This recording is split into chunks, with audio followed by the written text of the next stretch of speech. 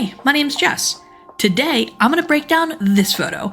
I'll tell you the step-by-step on how and why I took my styling from this to this.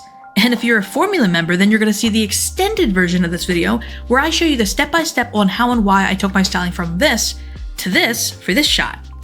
We normally like to keep things more minimalistic and simple, but today, I'm going to show you how complex you can get with styling while keeping it balanced. I'll be purposely showing this using scape surfaces because naturally they're already busier surfaces. Learning how to do complex styling on them, you can do it on anything. Alright, to get started, I have my light source to the left of my scene, and I'm going to add this all-white surface to the opposite side to reflect light back into my shot. I'll be using Replica Surfaces XL Cheerscape for this scene so I can make it a banner shot. First thing I'm going to do is add a riser. This one's from Damron Decor and it's my absolute favorite. Next, I'm going to add 3 products. I'm purposely putting my white candle in the middle since the other 2 candles are colored. This is going to help add balance. Now I'm going to add 2 styling towels. I'll be placing this red one on the opposite side of my red candle, and I'll be placing a tan one on the other side. I went with tan over green for 2 reasons. One, if I did green, it would have added too much symmetry and made my scene feel robotic. 2, I'm going to be adding green pine branches and I don't want them to feel lost.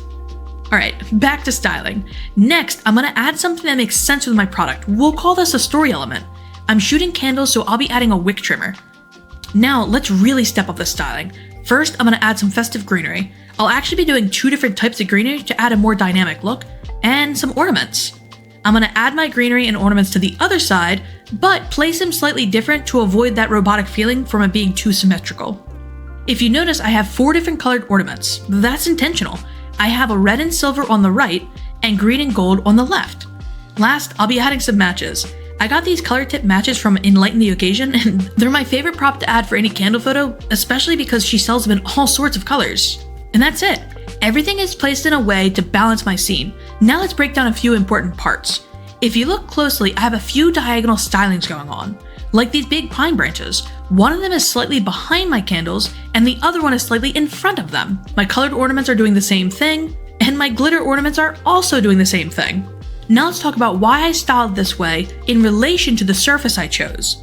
When we talk about balance in a photo, you can think of everything in terms of weight that's being added or subtracted. This includes our product, props, and even the surface itself. This big Christmas tree adds a lot of weight to the right side of my photo. I counter this weight by leaving empty space directly below it. Empty space can be an effective way to reduce weight. If you look at the other side, there's less visual weight, so I used the diagonal styling and put my pine branches farther back and left the empty space up front. And that's it. By making all these choices I did, I took my styling from this to this. Thanks so much for watching, and if you want to see the extended version where I break down taking this photo from this to this, join the Formula course. I hope you have a fantastic day. Bye!